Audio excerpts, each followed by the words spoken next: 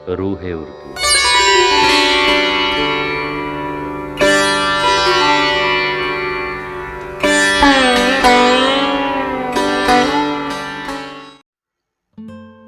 रूह उर्दू में first year के तलबा का खैर मकदम है। आज मौजूए गुफ्तगू है फैज़ अहमद फैज़ की शामिल निसाब दूसरी गज़ल।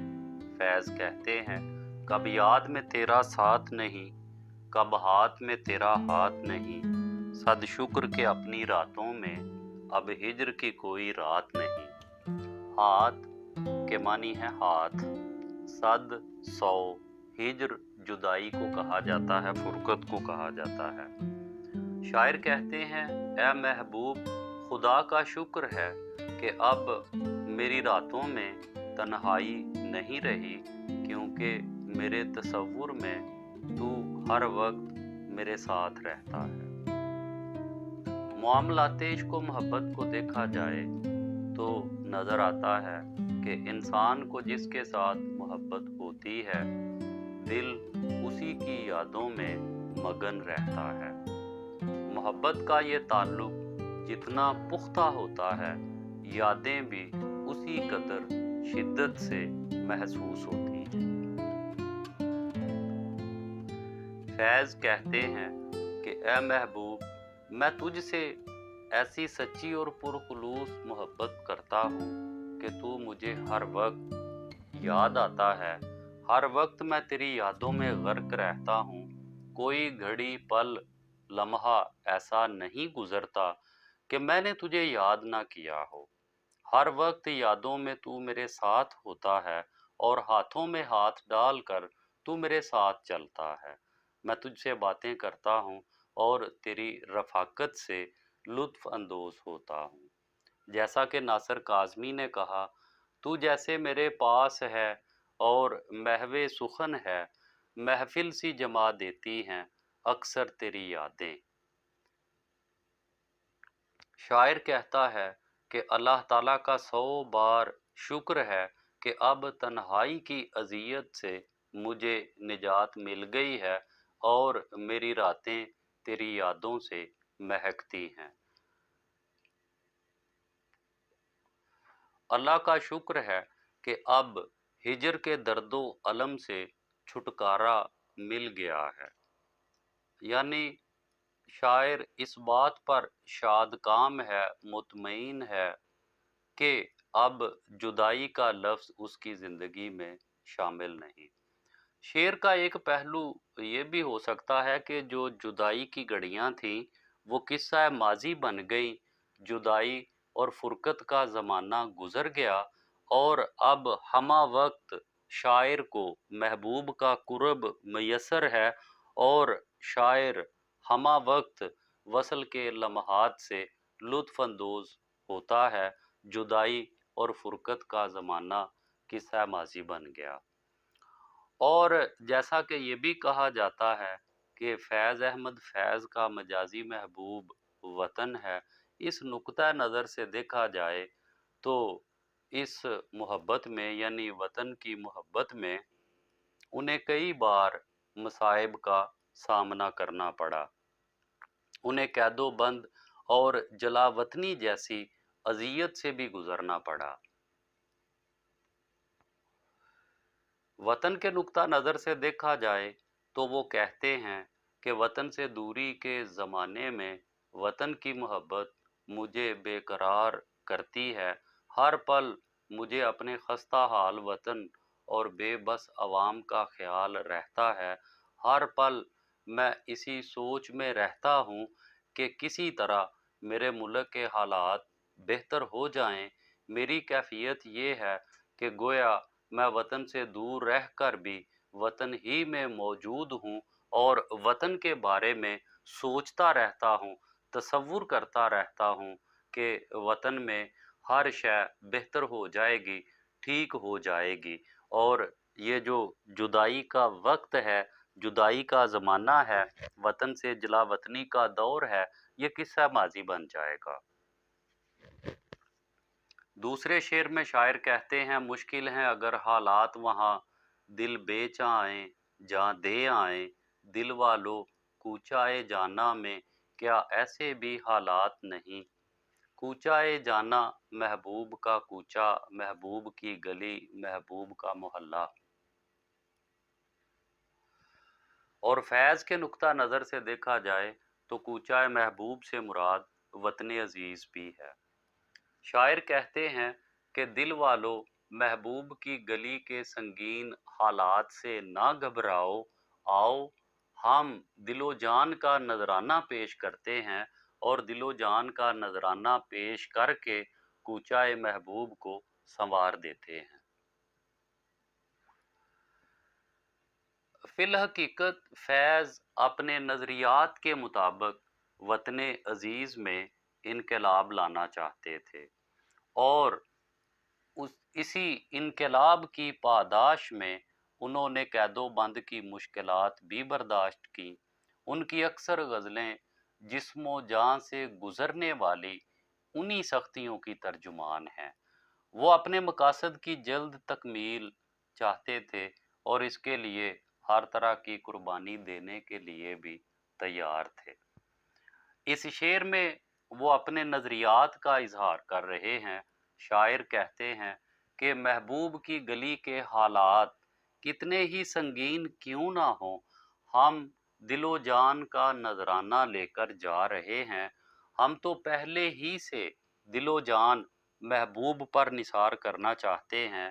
ہمیں نہ جان جانے کا ڈر ہے اور نہ دل کے جانے کا ڈر ہے، پھر محبوب کی گلی کی کون سی آفت یا مصیبت ہمیں وہاں جانے سے روک سکتی ہے۔ حالات کی سختی اور دشواری میں اسی بات کا خدشہ ہے نا کہ کہیں جان سے ہی نہ ہاتھ دھونا پڑ جائیں، تو محبوب پر جان قربان کرنا تو ہم وفا کی پہلی شرط سمجھتے ہیں۔ ہمیں کس بات کا خطرہ ہے، کوئی مشکل ہمیں محبوب کی گلی میں جانے سے نہیں روک سکتی۔ شاعر دراصل کہنا یہ چاہتا ہے کہ حصول مقصد یا محبوب کی رضا کے لیے اگر جان کی قربانی دینی پڑے تو دریغ نہیں کرنا چاہیے۔ اپنے مقاصد میں وہی لوگ کامیاب ہوتے ہیں جو ہر قربانی کے لیے تیار رہتے ہیں۔ شاعر اپنے دوستوں اور حامیوں سے مخاطب ہے کہ حالات کی سختی کے پیش نظر ہمیں اپنی جد و جہد ترک نہیں کرنی چاہیے، بلکہ اپنی جد و جہد تیز کرنی چاہیے۔ فیض کا یہ شعر ان کی سیاسی جد و جہد اور سرخ سویرے کے لیے ہر قربانی دینے کے عزم کا اظہار ہے۔ تیسرے شعر میں شاعر کہتے ہیں جس دج سے کوئی مقتل میں گیا وہ شان سلامت رہتی ہے، یہ جان تو آنی جانی ہے، اس جان کی تو کوئی بات نہیں۔ دج شان کو کہا جاتا ہے، مقتل قتل گاہ۔ شاعر کہتے ہیں کہ اپنے مقصد کے لیے جس شان سے کوئی جان دیتا ہے وہ شان، وہ انداز، وہ سج دھج باقی رہ جاتی ہے، ورنہ جان کا جانا تو معمول کی بات ہے۔ جس نے بھی زندگی کا ذائقہ چکھا وہ موت کا ذائقہ چکھے گا۔ اس جان نے بہرحال جانا ہی ہے، لیکن اگر یہی جان کسی اعلیٰ عرفہ مقصد کے لیے کام آ جائے تو اس سے بڑا کوئی اعزاز نہیں ہوتا۔ فیض کا یہ شعر ضرب المثل بن چکا ہے۔ اس شعر میں وہ زندگی کی ناپائیداری کا ذکر کر کے اسے کسی اعلیٰ مقصد کے لیے قربان کرنے کی ترغیب دے رہے ہیں۔ شاعر کہتا ہے کہ جان تو بہرحال جانی ہی ہے، یہ الگ بات ہے کہ کوئی میدان جنگ میں جان اپنے خالق کے سپرد کرے یا کوئی بستر مرگ پر ایڑیاں رگڑ کر جان دے۔ جان کا جانا تو معمول کی بات ہے، اس جان نے تو بہرحال جانا ہی ہے۔ کسی مقصد کے لیے کوشش کرنے والے کے لیے مقصد اہم ہوتا ہے، جان نہیں۔ دیکھنے والی بات تو یہ ہے کہ جان دینے والا کس انداز میں جان دیتا ہے، وہ انداز، وہ حوصلہ، وہ ولولہ ہی سرمایہ امتیاز اور اعزاز ہوتا ہے جو اہل دل کے لیے مشعل راہ بن جاتا ہے۔ وہ شان جس کے ساتھ کوئی اپنی جان دیتا ہے باقی رہ جاتی ہے، ورنہ جان تو ہر کسی نے دینی ہی ہے۔ اعلیٰ مقصد کے لیے جان دینے والوں کا انداز یہ ہوتا ہے کہ ان کا انداز ہمیشہ کے لیے امر ہو جاتا ہے، ہمیشہ کے لیے دوسروں کے لیے ایک روشن اور اعلیٰ تر مثال بن جاتا ہے۔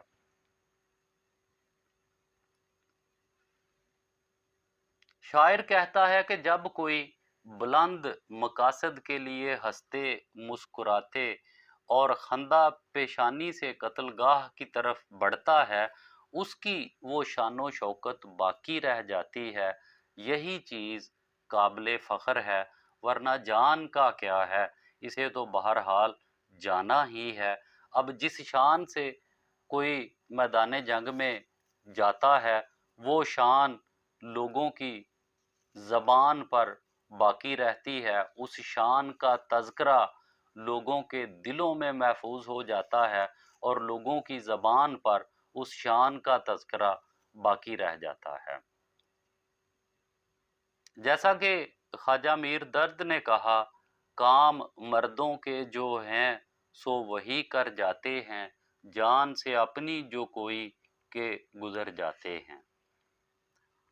چوتھے شعر میں فیض کہتے ہیں، میدان وفا دربار نہیں، یا نام و نسب کی پوچھ کہاں، عاشق تو کسی کا نام نہیں، کچھ عشق کسی کی ذات نہیں۔ نام و نسب سے مراد ہے نام اور خاندانی شجرہ یعنی حسب نسب۔ پوچھ کہاں کہ کوئی حیثیت نہیں، اس بات کو کہاں پوچھا جاتا ہے۔ شاعر کہتے ہیں کہ میدان وفا کسی بادشاہ کا دربار نہیں کہ وہاں انسان کی قدر و منزلت اس کے نام و نسب کی وجہ سے ہو۔ یہاں میدان وفا میں نام و نسب کی کوئی حیثیت نہیں، عاشق کسی کا نام ہے، نہ عشق کسی کی ذات ہے۔ شاعر کہتے ہیں کہ دنیا کا دستور یہ ہے کہ شاہی درباروں میں نام و نسب کو ملحوظ رکھ کر عہدہ اور منصب دیا جاتا ہے۔ آدمی کی ذاتی صلاحیت سے اس کا حسب نسب زیادہ اہمیت رکھتا ہے، لیکن میدان عشق میں حسب نسب نہیں دیکھا جاتا، نہ عاشق کسی کا نام ہے اور نہ عشق کسی کی ذات ہے۔ جو بھی راہ عشق کا مسافر بن جائے وہ عاشق ہے، جو بھی راہ عشق پر گامزن ہو جائے اس کی ذات عشق ہے۔ راہ عشق پر صرف وفا کا سکہ چلتا ہے، نام و نسب کی پوچھ کہاں کی جاتی ہے۔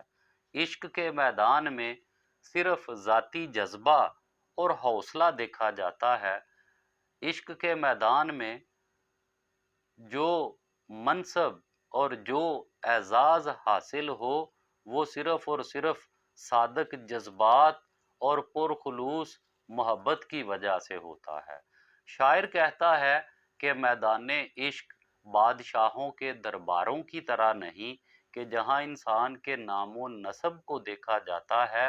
میدان عشق میں ذات پات کا لحاظ نہیں ہوتا، یہاں نام و نسب نہیں دیکھا جاتا۔ عاشق وہی ہے جو محبوب کے لیے جاں کی بازی لگا دے اور کسی قربانی سے دریغ نہ کرے۔ عشق اسی کی ذات بنتی ہے جو ہر لمحہ جان نثاری کے لیے تیار رہے، جسے خون جگر پینے میں لذت محسوس ہو اور جو ہر غم ہنس کر برداشت کرے۔ راہ عشق پر خاندانی مراتب نہیں چلتے، اس راہ میں جگر کے حوصلے کام آتے ہیں۔ میدان عشق میں اونچی یا حقیر ذاتوں کا کوئی تصور نہیں، یہاں جذبے اور عمل سے قدر و قیمت کا تعین ہوتا ہے۔ عشق کے معیار پر اگر حبشہ کا غلام پورا اترتا ہے تو وہ 22 لاکھ مربع میل کے حاکم حضرت عمر رضی اللہ تعالی عنہ کے لیے سیدنا بلال ہو جاتا ہے۔ جیسا کہ کسی شاعر نے کہا، سارا کلیجہ کٹ کٹ کر جب اشکوں میں بہہ جائے ہے، تب کوئی فرہاد بنے ہے، تب مجنوں کہلائے ہے۔ 5ویں شعر میں شاعر کہتے ہیں، گر بازی عشق کی بازی ہے جو گر بازی عشق کی بازی ہے جو چاہو لگا دو ڈر کیسا، گر جیت گئے تو کیا کہنا، ہارے بھی تو بازی مات نہیں۔ گر اگر کے معنوں میں استعمال ہوا ہے۔ بازی کھیل کو کہا جاتا ہے، مات ہار اور شکست کو کہا جاتا ہے۔ شاعر کہتے ہیں کہ اگر عشق کی بازی ہے تو بلا جھجک جو چاہو لگا دو، کہ جو بھی نقدِ جاں، جو بھی سرمایہ جاں میسر ہے، سب کچھ لگا دو۔ اگر جیت گئے تو کیا کہنے گے، ہار گئے تو پھر بھی ناکامی نہیں ہے۔ دیکھا جائے تو کھیل کوئی بھی ہو، اس کا انجام ہار یا جیت دونوں میں سے کسی ایک پر ہوتا ہے۔ بازی لگانے والا شخص ہار اور جیت دونوں پہلوؤں پر غور ضرور کرتا ہے۔ اس کی کوشش ہوتی ہے کہ وہ ایسی بازی کھیلے جس میں جیت کے امکانات واضح دکھائی دیتے ہوں۔ جس بازی میں ہارنے کا خدشہ واضح ہو، اسے کھیلنے کے لیے کوئی تیار نہیں ہوتا، مگر عشق و محبت کے کھیل کے اپنے اصول اور قاعدے ہیں۔ اس کھیلنے میں ہارنے کا کوئی خدشہ نہیں، یہاں جیت ہی جیت ہے۔ عشق کی بازی میں جو چاہے داؤ پر لگا دو، جو چاہو عشق کی بازی میں جو چاہو داؤ پر لگا دو، نقدِ جاں سرمایہ جاں جو کچھ میسر ہے، سب کچھ داؤ پر لگا دو۔ عشق کی بازی کھیلنے والے کو کبھی ہار کا سامنا نہیں کرنا پڑتا۔ جیسا کہ سلیم کوثر نے کہا، کبھی عشق کرو اور پھر دیکھو، اس آگ میں جلتے رہنے سے کبھی رنگ خراب نہیں ہوتا، کبھی دل پر آنچ نہیں آتی۔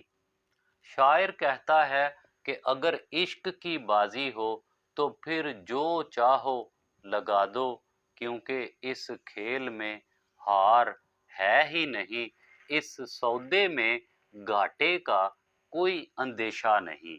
محبوب کی رضا کے لیے بے دھڑک اپنا سب کچھ قربان کر دینا چاہیے۔